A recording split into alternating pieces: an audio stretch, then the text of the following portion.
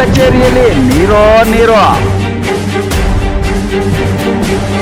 ಈ ಹಾವುಗಳು ಬರೋದು, ಆಮೇಲೆ ಎಲೆಕ್ಟ್ರಿಕಲ್ ಶಾಕ್ ಹೊಡೆಯೋದ್ರಿಂದ ನಮಗೆ ಜೀವದ ಭಯ ಐತಿ.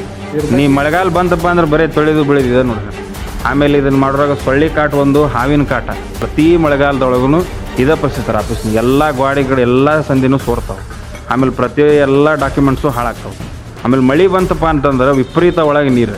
ನಾವು ಇದನ್ನೆಲ್ಲ ತೆಗೆದು ಕ್ಲೀನ್ ಮಾಡೋದ್ರಾಗ ಅಂತಂದ್ರೆ ಹರ್ಸಾಸ ಹಾಕತ್ತೆ. ಭಯದ ವಾತಾವರಣದಲ್ಲಿ ಸಿಬ್ಬಂದಿ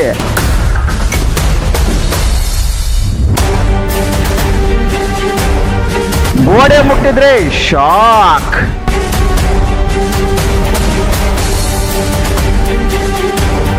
ಉನ್ನತಾಧಿಕಾರಿಗಳ ಗಮನಕ್ಕೆ ಇಲ್ವಾ? ಯಾಕೆ ಜೀವ ಭಯ ಐತೆ. ಯಾಕಂದ್ರೆ ನಮ್ಮ ಅಧಿಕಾರಿಗಳು ಎಲ್ಲ ಗಮನಕ್ಕೆ ತಂದಿದ್ವಿ. ನಮಗೆ ಸಂರಕ್ಷಣೆ ಇಲ್ಲ, ನಾವು ಕೆಲಸ ಹೆಂಗೆ ಮಾಡೋದು, ಕೆಲಸ ಮಾಡೋಕೆ ಆಗೋದಿಲ್ಲ ನಮಗೆ. ಯಾಕಂದ್ರೆ ನಾನು ಲೆಟರ್ ಬರ್ದು ಕೊಟ್ಟು ಹೋಗ್ಬಿಡ್ತೀನಿ ಅಂತ ಹೇಳಿದ್ದೀನಿ. ಸೋರುತ್ತಿಹುದು ಮನೆಯ ಮಾಳಿಗೆ, ಸೋರುತ್ತಿಹುದು ಮನೆಯ ಮಾಳಿಗೆ. ಅಜ್ಞಾನದಿಂದ ಅಜ್ಞಾನದಿಂದ ಸೋರುತ್ತಿಹುದು ಮನೆಯ ಮಾಳಿಗೆ. ಸೋರುತ್ತಿಹುದು ಮನೆಯ ಮಾಳಿಗೆ, ಅಜ್ಞಾನದಿಂದ ಸೋರುತ್ತಿಹುದು ಮನೆಯ ಮಾಳಿಗೆ ಅನ್ನೋ ಹಾಗೆ ಮಳೆ ಬಂದರೆ ಸಾಕು ಕಚೇರಿಯಲ್ಲೆಲ್ಲ ನೀರು ನಿಂತು ಗುಂಡಿಯಂತಾಗುತ್ತದೆ. ಹೌದು, ಇದು ಇನ್ಯಾವ ಕಚೇರಿ ಅಲ್ಲ, ಅದುವೇ BEO ಕಚೇರಿ. ಇಲ್ಲಿ ಮಳೆಗಾಲ ಬಂತೆಂದರೆ ಸಾಕು ಇಲಾಖಾ ಸಿಬ್ಬಂದಿಗಳು ತಮ್ಮ ಜೀವವನ್ನೇ ಕೈಯಲ್ಲಿ ಹಿಡಿದು ಕಾರ್ಯನಿರ್ವಹಿಸಬೇಕಾಗಿದೆ. ಅದುವೇ ಧಾರವಾಡ ಜಿಲ್ಲೆಯ ಕುಂದಗೋಳ ಪಟ್ಟಣದ ಈ ಕಟ್ಟಡಕ್ಕೆ ತನ್ನದೇ ಆದ ಇತಿಹಾಸವಿದೆ. ಅಲ್ಲದೆ ಶತಕದ ಸಮೀಪದಲ್ಲಿರುವ ಈ ಕಟ್ಟಡ ಮೊದಲು ಕಾರ್ಯಾರಂಭ ಮಾಡಿದ್ದು 1906ರಲ್ಲಿ. ಇದು ಮರಾಠಿ ಶಾಲೆಯಾಗಿ ಮಕ್ಕಳಿಗೆ ವಿದ್ಯಾರ್ಜನೆಯ ಕೇಂದ್ರವಾಗಿತ್ತು ಹಾಗೂ ಅಂದಿನ ಕಾಲಕ್ಕೆ ಭವ್ಯವಾಗಿತ್ತು. ಸುಮಾರು ವರ್ಷಗಳ ಕಾಲ ಮರಾಠಿ ಶಾಲೆಯಾಗಿದ್ದ ಈ ಶಾಲೆ ನಂತರದ ದಿನಗಳಲ್ಲಿ ಖೈದಿಗಳ ಬಂದಿಖಾನೆಯಾಗಿ ಮಾರ್ಪಟ್ಟು ಹಲವಾರು ವರ್ಷಗಳ ಕಾಲ ಸೇವೆಯನ್ನು ಸಲ್ಲಿಸಿದೆ. ಕುಂದಗೋಳ ತಾಲೂಕಾಗಿ ಮಾರ್ಪಟ್ಟ ನಂತರ ತಾಲೂಕು ದಂಡಾಧಿಕಾರಿಗಳ ಕಚೇರಿಯಾಗಿ ಕೆಲ ವರ್ಷಗಳ ಕಾಲ ಜನತೆಗೆ ಸೇವೆಯನ್ನ ಸಲ್ಲಿಸಿದೆ. ಈಗ ಪ್ರಸ್ತುತ ಕ್ಷೇತ್ರ ಶಿಕ್ಷಣಾಧಿಕಾರಿಗಳ ಕಚೇರಿಯಾಗಿ ಕಾರ್ಯನಿರ್ವಹಿಸುತ್ತಿದೆ. ಶತಕದ ಹಾದಿಯಲ್ಲಿರುವ ಈ ಕಟ್ಟಡ ಇಂದು ಅವನತಿಯ ಹಂಚಿನಲ್ಲಿದೆ.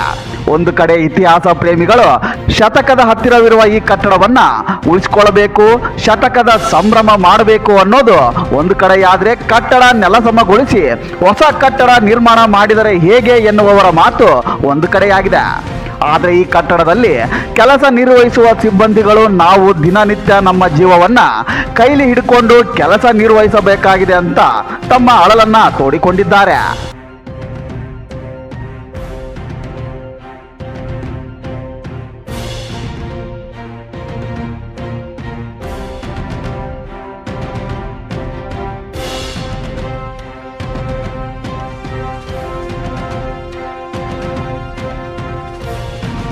ನಾನು ಸುಮಾರು ವರ್ಷಗಳಿಂದ ಡಿ ದರ್ಜೆ ನೌಕರನಾಗಿ ಇಲ್ಲಿಯೇ ಸೇವೆ ಸಲ್ಲಿಸುತ್ತಿದ್ದೇನೆ.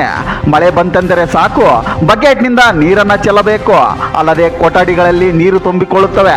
ನಿತ್ಯ ಹಾವು ಚೇಳುಗಳ ಕಾಟ. ಕೊಠಡಿಯ ಗೋಡೆಗಳು ಬೆರುಕು ಬಿಟ್ಟಿದ್ದು ಯಾವಾಗ ಬೀಳುತ್ತೋ ಅನ್ನೋ ಜೀವ ಭಯದಲ್ಲಿ ಕೆಲಸ ಮಾಡಬೇಕಾಗಿದೆ.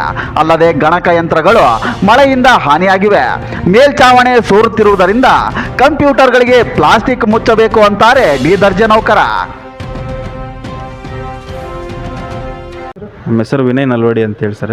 ಏನು ಮಾಡ್ತೀರಿ ಇಲ್ಲಿ ನಾವು ಡಿ ದರ್ಜೆ ನೌಕರ ಅದೇವ್ರಿ. ಇಲ್ಲಿ ಈಗ ಸಮಸ್ಯೆ ಏನಿದೆ ಸರ್ ನಿಮ್ಮ ಸರ್? ಸಮಸ್ಯೆ ಈಗ ನಾವು ಈಗ 2019ರಿಗೆ ಬಂದೇವು ಸರ್. ನಾವು ಇಲ್ಲಿ 6 ವರ್ಷ ಆಯ್ತು.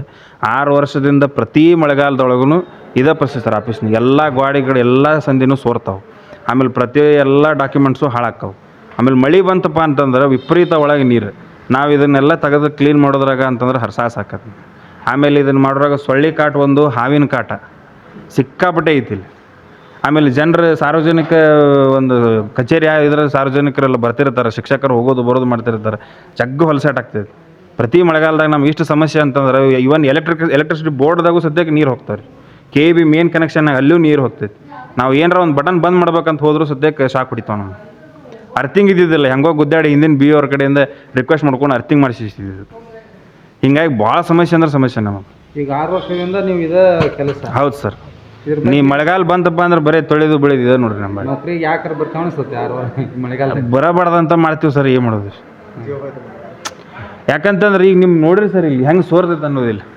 ಬಕೆಟ್ ಇಟ್ಟಿರ್ತಾಳೆ ನಾವು ಬಕೆಟ್ ಇಡೋದು ಬುಟ್ಟಿ ಇಡೋದು ಬರೀ ಇವ ಆಗ್ಯಾವ್ರಿ ಸರ್. ತಳಗೆ ಸಹಿತ ನೀರು ಗೊತ್ತೆ ಇವನ್ ನೀವು ಇಲ್ಲಿ ಹಿಂದ್ಗಡೆ ನಾವು ಹೋಗ್ಬೇಕಂತಂದ್ರು ಸದ್ಯಕ್ಕೆ ವಿಪರೀತ ಹಾವಿನ ಕಾಟ, ಹುಳುಗಳ ಕಾಟನ ಭಾಳ ಅದ. ಅನ್ನೋ ಸ್ವಚ್ಛತೆ ಇಲ್ಲ ಸುತ್ತಾರಲ್ಲಿ.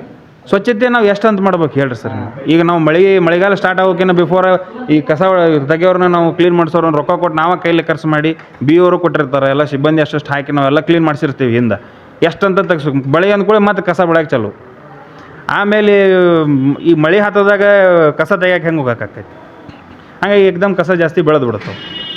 ಆಮೇಲೆ ಈಗ ನೋಡಿರಿ ಎಲ್ಲ SR ಬುಕ್ಕು, ಆಮೇಲೆ ಇವು ಡಾಕ್ಯುಮೆಂಟ್ಸು ಕೆಲವೊಂದಿಷ್ಟು ಇಮಿಡಿಯೇಟಾಗಿ ರಾತ್ರಿ ತೊಗೊಂಡು ಬಾ ಅಂತಾರೆ. ಬೆಳಗಿನ ಜಾವ ಲಘು ತೊಗೊಂಬ ಅಂತಾರೆ, ಬರೋಕ್ಕಾಗೋದಿಲ್ಲ ಮಳೆ ಇದ್ದ ಕಾರಣಕ್ಕೆ. ಒಳಗಡೆ ಬರ್ಬೇಕಂತಂದ್ರೆ ಏನು ಲೈಟ್ ಆನ್ ಮಾಡ್ಬೇಕಂತಂದ್ರೆ ಶಾಕ್ ಹೊಡಿತೈತಿ. ಕಂಪ್ಯೂಟರ್ ಮ್ಯಾಗ ಈ ರೀತಿ ಎಲ್ಲ ಹೊಚ್ಚಿ ಹೋಗ್ಬೇಕು ನಾವು. ಎಷ್ಟು ಹೊಸ್ತೇವೆ ಅಂದ್ರೂ ಮತ್ತು ಕಂಪ್ಯೂಟರ್ನಾಗ ನೀರು ಹೋಗ್ತಾವೆ. ಎಲ್ಲ ಸಿಬ್ಬಂದಿಗೂ ನಮಗೆಲ್ಲ ನಮ್ಮನ್ನು ಹಿಡಿದು BO ಅವ್ರ ಮಟ್ಟನ ಎಲ್ಲರಿಗೂ ಇಲ್ಲಿ ಕೆಲಸ ಮಾಡೋಕೆ ಅನಾನುಕೂಲತೆ ಭಾಳ ಐತಿ. ಆಮೇಲೆ ಮೇನ್ ಅಂತಂದರೆ ಈ ಹಾವುಗಳು ಬರೋದು, ಆಮೇಲೆ ಎಲೆಕ್ಟ್ರಿಕಲ್ ಶಾಕ್ ಹೊಡೆಯೋದ್ರಿಂದ ನಮಗೆ ಜೀವದ ಭಯ ಐತಿ. ಇದಕ್ಕಿಂತ ಬಿಫೋರ್ ಮೊದ್ಲಾಕಿದ್ದವರೆಲ್ಲ ನಾವು ರಿಕ್ವೆಸ್ಟ್ ಮಾಡಿಕೊಂಡು DDP ಅವ್ರಿಗೂ ನಾವು ರಿಕ್ವೆಸ್ಟ್ ಮಾಡ್ಕೊಂಡ್ವಿ. CO ಮೇಡಮ್ ಬಂದು ಹೋದರು, ಎಲ್ಲರಿಗೂ ನಾವು ರಿಕ್ವೆಸ್ಟ್ ಮಾಡ್ಕೊಂಡೀವಿ. ಇವು ರಿಕ್ವೆಸ್ಟ್ ಮಾಡ್ಕೊತೀವಿ, ದಯಮಾಡಿ ನಮ್ಮ ಒಂದು ಕಚೇರಿ ರಿಪೇರಿ ಮಾಡಿಸ್ಕೊಟ್ರೆ ನಮಗೂ ಎಲ್ಲ ಭಾಳ ಅನುಕೂಲ ಆಕೈತಿ, ಜೀವದ ಭಯ ಹೋಗ್ತೈತೆ ಅನ್ನೋದು ನಾವು ಮನವಿ ಮಾಡ್ಕೊತೀವಿ. ಈಗಿನ ಈ ಕಡೆ ಇನ್ನೊಂದು ದಾರಿ ಐತೆ ಸರ್. ಹಿಂಗೆ ಹೋಗುವಾಗ ಅಲ್ಲೇ ಈಗ ಮೊನ್ನೆ ವರ್ಕಿಂಗ್ ಟೈಮ್ದಾಗನ ಆ ಕಟ್ಟಿಗೆ ಎಲ್ಲ ಸೌದು ಕೆಳಗೆ ಬಿದ್ದು ಹಂಚಿಗೆ ತಗಡ ಕೆಳಗೆ ಬಿತ್ತು. ವರ್ಕಿಂಗ್ ಟೈಮ್ನಾಗ ಹಿಂಗಾಗೈತಿ. ಆಮೇಲೆ ಈ ಗಾಡಿಗಳೆಲ್ಲ ಬಿರುಕು ಬಿಟ್ಟಾವ. ಈ ಗಾಡಿ ಬಿರುಕು ಬಿಟ್ಟು ಕುಂತಲೇ ಬೀಳುವಂಥ ಸಿಚುವೇಶನ್ನ ಈ ಗಾಡಿಗಳದಾವ. ಈಗ ನಾವು ಕೆಲಸ ಮಾಡೋ ಟೈಮ್ನಾಗ ತಲೆ ಮ್ಯಾಗ ಬಿತ್ತಪ್ಪ ಅಂತಂದ್ರೆ ಮುಗೀತು ನಮ್ಮ ಕತಿ. ಆಮೇಲೆ ಇದು ಹಳೆಯ ಕಾಲದ ಬಿಲ್ಡಿಂಗ್ ಗಟ್ಟಿ ಗಾಡಿ ಅವು ತಲೆ ಮ್ಯಾಗ ಬಿತ್ತಂದ್ರೆ ತಲೆನೇ ಹೊಡಿತೈತೆ ನಮ್ಮ. ನಿಮ್ಮ ಜೀವಕ್ಕೆ ಬೆಲೆನೇ ಇಲ್ಲ. ಅಲ್ಲಿ ನೀವೇ ಹೇಳ್ಬೋದು ಸರ್. ನಾವು ಎಷ್ಟೋ ಬಾರಿ ಅಧಿಕಾರಿಗಳ ಗಮನಕ್ಕೆ ತಂದ್ರು ಯಾವುದೇ ಪ್ರಯೋಜನ ಆಗಿಲ್ಲ. ನಂಗೂ ಹೆಂಡರು ಮಕ್ಕಳು ಇದ್ದಾರೆ, ನನಗೆ ಜೀವ ಭಯ ಇದೆ, ನಮಗೆ ಸಂರಕ್ಷಣೆನೇ ಇಲ್ಲ, ಕೆಲಸ ಹೆಂಗ್ ಮಾಡೋದು? ಈಗಾಗಲೇ ನಾನು ಮ್ಯಾನೇಜರ್ಗೆ ಲೆಟರ್ ಕೊಟ್ಟಿದ್ದೀನಿ, ಬರೆದು ಕೊಟ್ಟು ಹೋಗ್ಬಿಡ್ತೀನಿ ಅಂತಾರೆ ದ್ವಿತೀಯ ದರ್ಜೆ ಸಹಾಯಕರು. ಅಂತೇಳಿ ಸರ್, ಏನಾದ್ರಿ ಸರ್, ನಾವಿಲ್ಲಿ SDC ಅಂತೇಳಿ 2019ರಿಂದ ಇಲ್ಲಿ ವರ್ಕ್ ಮಾಡ್ತಾ ಇದ್ದೀವಿ. ಇದ್ರ ಬಗ್ಗೆ ಎಷ್ಟೋ ಸಲ ಹಿಡಿದ್ರು ಸರ್, ಯಾಕೆ ಜೀವ ಭಯ ಐತಿ. ಯಾಕಂದ್ರೆ ನೀರೆಲ್ಲ ಮೇಲ್ಗಡೆ ಬಿಗುತ್ತೈತಿ. ನಮ್ಮ ಅಧಿಕಾರಿಗಳು ಎಲ್ಲ ಗಮನಕ್ಕೆ ತಂದೀವಿ. ನಿನ್ನೆ ಅದು ಲೆಟ್ರ್ ಬರೆದು ಕೊಟ್ಟರೆ ಯಾಕೆ ನಮಗೆ ಸಂರಕ್ಷಣೆ ಇಲ್ಲ, ನಾವು ಕೆಲಸ ಹೆಂಗೆ ಮಾಡೋದು? ನಾನು ನಿನ್ನೆ ತೀರ್ಮಾನ ಮಾಡಿದ್ದೆ. ಆದರೆ ನಮ್ಮ ಸೂಪರ್ಡೆಂಟ್ರು ಮ್ಯಾನೇಜರ್ಗೆ ಹೇಳಿದೆ ಕೆಲಸ ಮಾಡೋಕೆ ಆಗೋದಿಲ್ಲ ನಮಗೆ, ಯಾಕಂದ್ರೆ ನಾನು ಲೆಟ್ರ್ ಬರೆದು ಕೊಟ್ಟು ಹೋಗಿಬಿಡ್ತೀನಿ ಅಂತ ಹೇಳಿದ್ದೀನಿ ರೀ. ಈಗ ಆಲ್ರೆಡಿ ಕಂಪ್ಯೂಟರ್ ಮೇಲೆ ನೀರು ಹೌದೆಲ್ಲ ನೀರು ಬಿಡ್ತದೆ ನೋಡಿ. ಇದ್ರ ಒಳಗೆ ಹೌದು ಶಾರ್ಟ್ ಆಗ್ತೈತೆ ಸರ್. ಪ್ಲಗ್ ಮುಟ್ಟಿದ್ದು ಶಾರ್ಟ್ ಕರೆಂಟ್ ಹೊಡೆದೈತೆ ಬೇರೆ ಕಡೆ ಹಾಕೋಬೋದು ಸರ್. ಎಲ್ಲಿ ಜಾಗನೂ ಇಲ್ಲ ನೋಡಿ ಸರ್, ಆ ಕಡೆನೂ ಚೋರ್ತೈತಿ. ಕರೆಂಟ್ ಪ್ಲಗ್ ಇಲ್ಲೇ ಇದೆ. ಹೌದು, ಅದು ಮುಟ್ಟಿದ ಒಂದು ಹಾಕಕ್ಕೂ ಬರಾಗಲ್ಲ. ಯಾವ ಜಾಗನೇ ಇಲ್ಲ ಸರ್ ಎಲ್ಲ ಕಡೆ. ಈಗ ನೋಡಿ ಈ ಕಡೆ ಸರಿಸ್ಕೊಂಡು ಈ ಕಡೆ ಕೆಲಸ ಮಾಡ್ತಾ ಇದೀವಿ. ಈಗ ಎಲ್ಲ ನೀರು ಬಿದ್ದಿದೆ. ಟ್ರಾನ್ಸ್ಫರ್ ವರ್ಕ್ ಇದೆ ಸರ್. ಈಗ ನಾಳೆ ಇವತ್ತು ಕೊಡ್ಬೇಕೈತೆ ಅಷ್ಟೊತ್ತಿದ್ರೆ. ಅದ್ರೊಳಗೆಲ್ಲ ಪ್ರಿಂಟ್ ತೆಗಿತಾ ಇದೀವಿ. ಈಗ ನೋಡಿ ಪ್ರಿಂಟಿಂಗ್ ಮಿಷಿನ್ ಹೌದು, ನೀರು ಬೀಳ್ತಾ ಇದೆ. ಮುಟ್ಟಿದ್ರೆ ಅದು ಶಾರ್ಟ್ ಹೊಡಿತೈತೆ ಸರ್. ಈಗ ನೋಡ್ರಿ ಎಲ್ಲ ನೀರೆಲ್ಲ ವಾಟ್ರ್ ಎಲ್ಲ ಇದು ಮಾಡಿ ಬೀಳ್ತೈತೆ. ಇದೇ ರೀತಿ ಎಷ್ಟು ನಾನು 5 ವರ್ಷ ಆತ್ರಿ. ಇದೇ ರೀತಿ ಐತಿ ಪ್ರತಿ ಅಲ್ಲ ಅದ್ರಗಿಂತ ಹಿಂದೆ. ಹೌದು, ಇನ್ನೂ ಜೋರು ಬಂದರೆ ಎಲ್ಲ ಇದೆಲ್ಲ ವಾಟ್ರ್ ಎಲ್ಲ ನೀರು ಬಂದ್ಬಿಡಿ ಕೆರೆ ಆದಂಗೆ ಆಗಿಬಿಡ್ತೈತೆ. ಸಂಬಂಧಪಟ್ಟವ್ರು ಯಾರು ಭೇಟಿ ಕೊಟ್ಟು ಇದ್ರ ಬಗ್ಗೆ ಪರಿಹಾರ ಮಾಡಿ ಎಲ್ಲರೂ ತಾಲೂಕು ಇವರು EOs ಅವರು ZP ಅವರು ಮೇಡಮ್ ಅವರು ಬಂದು ಅವರೆಲ್ಲ ಪರಿಶೀಲನೆ ಮಾಡಿದರು. ಈ ನಮ್ಮ ಈಗಿನ ಶಾಸಕರೇನಂದ್ರೆ ಅವರು ಇನ್ನೂ ಆಗಿಂತ ಪೂರ್ವದಲ್ಲೇ ಒಂದು 6 ತಿಂಗಳು ಬಂದೆಲ್ಲ ಪರಿಶೀಲನೆ ಮಾಡಿದರು. ಎಲ್ಲ ಅಧಿಕಾರಿಗಳು ಬಂದೆಲ್ಲ ಪರಿಶೀಲನೆ ಮಾಡ್ಕೊಂಡು ಹೋಗಿದ್ದಾರೆ. ಎಲ್ಲರೂ ಮಾಡ್ತೀವಿ ಅಂತೇಳಿ ಪರಿಹಾರ ಏನೂ ಆಗಿಲ್ಲ ಸರ್. ಯಾಕೆ ನಮ್ಮ ಬಂದು ಕೆಲಸ ಮಾಡೋದು ಭಾಳ ಕಷ್ಟ ಆಗಿಬಿಟ್ಟೈತೆ. ಯಾಕೆ ಕೆಲಸ ಮಾಡಬೇಕು ರೀ. ಅಧಿಕಾರಿಗಳಿಗೆ ಮಾಹಿತಿ ನೋಡಿರಿ, ಟ್ರಾನ್ಸ್ಫರ್ದು ಇದು ಎಲ್ಲ ಅಪ್ಲಿಕೇಶನ್ ಸಬ್ಮಿಟ್ ಮಾಡ್ಬೇಕು ಸರ್. ಇವತ್ತು 2 ಗಂಟೆ ಕೂಡ ಇನ್ನೂ ಈ ವರ್ಕ್ ನೋಡಿರಿ, ಮಳೆ ಬಂದಂದ್ರೆ ನಿಂತು ಬಿಡ್ತದೆ ಸರ್. ಎಲ್ಲ ತಲೆ ಮೇಲೆ ಬಿದ್ದರೆ ಹೆಂಗೆ ನಿಮ್ಮ ಮೇಲೆ ಏನು ಮಾಡೋಣ ಸರ್? ನಾವು ಅಧಿಕಾರಿಗಳೆಲ್ಲ ಹೇಳಿದೆ. ನಾನು ನಿನ್ನೆ ತೀರ್ಮಾನ ಮಾಡಿದ್ದೇನೆ. ಇವತ್ತಾದ್ರು ಓಪನ್ನಾಗಿ ಇಲ್ಲೇ ಹೇಳಿದ್ರಿ. ನಾನು ಲೆಟ್ರ್ ಬರೆದು ನನಗೆ ಏನಾರ ಆದ್ರೆ ನೀವು ಜವಾಬ್ದಾರಿ ನೋಡಿರಿ. ಯಾಕಂದ್ರೆ ಯಾಕಂದ್ರೆ ನನ್ನ ಫ್ಯಾಮ್ಲಿ ಇದೆ, ಎಲ್ಲರದ್ದು ಇದೆ. ಯಾಕಂದ್ರೆ ಕೆಲಸ ಮಾಡೋಕ್ಕೂ ಸರಿ ಓಕೆ, ಆದರೆ ಇದು ನಮ್ಮ ಜೀವಕ್ಕೆ ಸಂರಕ್ಷಣೆ ಇಲ್ಲ. ನಾವು ಏನು ಮಾಡೋದು? ಅಧಿಕಾರಿಗಳು ನಾನು ಓಪನ್ನಾಗಿ ಹೇಳಿದ್ದೀನಿ ಸರ್. ನಿನ್ನೆ ಆದ್ರೆ ನಾನು ನಾಳೆ ಒಂದು ಲೆಟ್ರ್ ಬರೆದು ಕೊಡ್ತೀನಿ ನೋಡ್ರಿ ಅಂತ ಹೇಳಿದ್ದೀನಿ. ಹೌದು ಹೌದು ಸರ್. ಕೆಲಸ ಮಾಡಲಿಕ್ಕೆ ಭಾಳ ಸಮಸ್ಯೆ ಆಗಿಬಿಡ್ತದೆ ಸರ್. ಟೀಚರ್ಸ್ ಬಂದು ಪಾಪ ಅವ್ರು ಮಾಹಿತಿ ಕೇಳ್ತಾರೆ, ಕೊಡಬೇಕು. ಆಫೀಸಿಂದ ಮಾಹಿತಿ ಟ್ರಾನ್ಸ್ಫರ್ ನೋಡಿ ಸರ್, ಆನ್ ಡೇಟ್ ಒಳಗೆ ಸಬ್ಮಿಟ್ ಮಾಡ್ಬೇಕು ರೀ ಅಪ್ಲಿಕೇಶನ್. ಇಂಥ ಪರಿಸ್ಥಿತಿ ನೋಡಿರಿ, ವಾಟ್ರ್ ಎಲ್ಲ ಬೀಳ್ತೀವಿ, ಅದ್ರೊಳಗೆ ಅಪ್ಲಿಕೇಶನ್ ತೆಗಿತಾ ಇದ್ದೆ ನೋಡಿರಿ. ಇವು ಸಬ್ಮಿಟ್ ಮಾಡೋಕೆ ಎಲ್ಲ ಅಧಿಕಾರಿಗಳು ಗಮನಕ್ಕೆ ತಂದೀವಿ. ಎಲ್ಲರೂ ಯಾವುದು ಇನ್ನೂರಿಗೆ ಏನು ಪರಿಹಾರ ಆಗಿಲ್ಲ ರೀ. ಇದೇ ಕೆಲಸ ಒಳಗೆ ನಾವು ಇಂಥ ಪರಿಸ್ಥಿತಿ ಒಳಗೆ ಕೆಲಸ ಮಾಡ್ಬೇಕು ರೀ. ವಿಷಯ ತಿಳಿದು ದಿಢೀರನೆ ಭೇಟಿ ನೀಡಿದ ತಾಲೂಕು ಪಂಚಾಯತ್ ಕಾರ್ಯನಿರ್ವಾಹಕ ಅಧಿಕಾರಿ ಕಚೇರಿಯ ಎಲ್ಲಾ ಕೊಠಡಿಗಳನ್ನು ವೀಕ್ಷಿಸಿದ್ದಾರೆ. ಉನ್ನತ ಮಟ್ಟದ ಅಧಿಕಾರಿಗಳ ಜೊತೆ ಚರ್ಚಿಸಿ ಆಲ್ಟರ್ನೇಟ್ ವ್ಯವಸ್ಥೆಯನ್ನು ಮಾಡುವುದಾಗಿ ಭರವಸೆಯನ್ನು ನೀಡಿದ್ದಾರೆ. ಸಾಮಾನ್ಯ ಸಭೆಯನ್ನು ಮಾನ್ಯ ತಾಲೂಕಾ ಆಡಳಿತಾಧಿಕಾರಿಗಳು ಹಾಗೂ ಜಂಟಿ ನಿರ್ದೇಶಕರು ಕೈಗಾರಿಕೆ ಇಲಾಖೆ ಶ್ರೀ ಶಿವಪುತ್ರಪ್ಪ ಸಾಹೇಬರ ನೇತೃತ್ವದಲ್ಲಿ ನಾವು ಸಭೆ ಮಾಡಿದ್ವಿ. ಆ ಸಭೆಯಲ್ಲಿ ನಮ್ಮ ಕ್ಷೇತ್ರ ಶಿಕ್ಷಣಾಧಿಕಾರಿಗಳು ನಮ್ಮ ಕಚೇರಿ ತೀರಾ ಹಳೆಯದಾಗಿದ್ದು ಅದು ಸೋರ್ತತಿ, ಹಾಗಾಗಿ ನಾವೊಂದು ಆಲ್ಟರ್ನೇಟಿವ್ ವ್ಯವಸ್ಥೆ ಮಾಡಿಕೊಡ್ರಿ ಅಂತೇಳಿ ಒಂದು ಮನವಿಯನ್ನು ಮಾನ್ಯ ಆಡಳಿತಾಧಿಕಾರಿಗಳ ಗಮನಕ್ಕೆ ತಗೊಂಡ್ಬಂದರು. ಅದಕ್ಕೆ ಸಾಹೇಬರು ಇಲ್ಲ ನೀವು ಸಲ ವಿಸಿಟ್ ಮಾಡಿರಿ ಮತ್ತು ಬೇರೆ ಏನಾದರೂ ನಿಮ್ಮ ಹಂತದಲ್ಲಿ ಆಲ್ಟರ್ನೇಟಿವ್ ವ್ಯವಸ್ಥೆ ಮಾಡೋಕ್ಕಂದರೆ ಮಾಡಿರಿ ಅಂತ ಹೇಳಿದ್ರು. ಇಲ್ಲ ಸರ್, ನಮ್ಮಲ್ಲಿ ನಮ್ಮ ಅಧೀನದಲ್ಲಿ ಒಂದು ವಾಣಿಜ್ಯ ಸಂಕೀರ್ಣ ಇದೆ, ನೋಡುವ ಅಲ್ಲಿ ಎಷ್ಟು ನೀವು ಖಾಲಿಯನ್ನು ನೋಡಿಕೊಂಡು ಅವರ ಒಂದು ಸ್ಥಳದ ಲಭ್ಯತೆ ಮೇರೆಗೆ ನಾವು ತಮ್ಮ ಗಮನಕ್ಕೆ ತಗೊಂಡು ಮುಂದಿನ ದಿನದಲ್ಲಿ ಮಾಡ್ತೀವಿ ಸರ್ ಅಂತ ಹೇಳಿದ್ವಿ. ಅದರಂತೆ ನಾವು ಇವತ್ತು ಈ ಕಚೇರಿ ಭೇಟಿ ನೀಡಿದಾಗ ಅದೇ ಸಂದರ್ಭದಲ್ಲಿ ಮಳೆಯೂ ಕೂಡ ಜೋರಾಗಿ ಬಂತು. ಈ ಪರಿಸ್ಥಿತಿಯಲ್ಲಿ ನೋಡಿದಾಗ ವಿಶ್ಲೇಷಣೆ ಮಾಡಿ ನೋಡಿದಾಗ ಎಲ್ಲ ಕಡೆ ರೂಮ್ಗಳು ಇಲ್ಲಿ ಈ ಕಚೇರಿ ಸೋರ್ತಾ ಇದೆ. ಬಹಳ ಹಳೆಯ ಕಚೇರಿ ಆಗೋದ್ರಿಂದ ಮತ್ತು ಇದು PWD ಅಂಡರ್ ಇದೆ ಅಂತೆ ಮತ್ತು ರೆಂಟೆಡ್ ಮೇಲೆ ಅವರು ಇದ್ದಾರಂತೆ. ಹಾಗಾಗಿ ಇದು ನೋಡಿದವಾಗ ಎಲ್ಲ ರೂಮಲ್ಲಿ DO ರೂಮಿಂದ ಹಿಡಿದು ಎಲ್ಲ FDC SDC ಮತ್ತು ಸಿಬ್ಬಂದಿಗಳ ರೂಮ್ಗಳು ಸಹಿತ ಇಲ್ಲಿ ಬಹಳ ಲೀಕ್ ಆಗ್ತಾ ಇದೆ. ಹಾಗಾಗಿ ಇದನ್ನು ನಾವು ದುರಸ್ತಿ ಮಾಡಲಿಕ್ಕೆ ನೋಡುವ ಮುಂದೆ ನಮ್ಮ ಮೇಲಾಧಿಕಾರಿಗಳ ಹಂತದಲ್ಲಿ ಚರ್ಚೆ ಮಾಡ್ತೀವಿ. ನಮ್ಮ CA ಮೇಡಮ್ ಅವ್ರ ಗಮನಕ್ಕೆ ತಂದಿರ್ತೀವಿ ಮತ್ತು ನಮ್ಮ ಏನು ವಾಣಿಜ್ಯ ಸಂಕೀರ್ಣದಲ್ಲಿ ಇವರಿಗೆ ಅಂದರೆ ಸುಮಾರು 20-22 ಜನ ಸ್ಟಾಫ್ ಇದ್ದಾರೆ ಅಂತ ಇದ್ದರು. ಅದು A ಕ್ಯಾಟಗರಿಯಿಂದ ಹಿಡಿದು D ಕ್ಯಾಟಗರಿವರೆಗೂ ಅವ್ರನ್ನ ಅದೊಂದು ಸಲ ನಾವು ವಿಸಿಟ್ ಮಾಡ್ತೀವಿ. ಇನ್ನಾದರೂ ಸಂಬಂಧಪಟ್ಟ ಜಿಲ್ಲಾ ಮಟ್ಟದ ಅಧಿಕಾರಿಗಳು, ಸ್ಥಳೀಯ ಶಾಸಕರು, ಶಿಕ್ಷಣ ಸಚಿವರು, ಜಿಲ್ಲಾ ಉಸ್ತುವಾರಿ ಸಚಿವರು, ಸಂಸದರು ಮುತುವರ್ಜಿ ವಹಿಸಿ ಸಮಸ್ಯೆ ಬಗೆಹರಿಸುತ್ತಾರೋ ಕಾದು ನೋಡಬೇಕಾಗಿದೆ. ಕಟ್ಟಡದ ಒಂದು ಪರಿಶೀಲನೆಯನ್ನು ಮಾಡಿದ್ವಿ.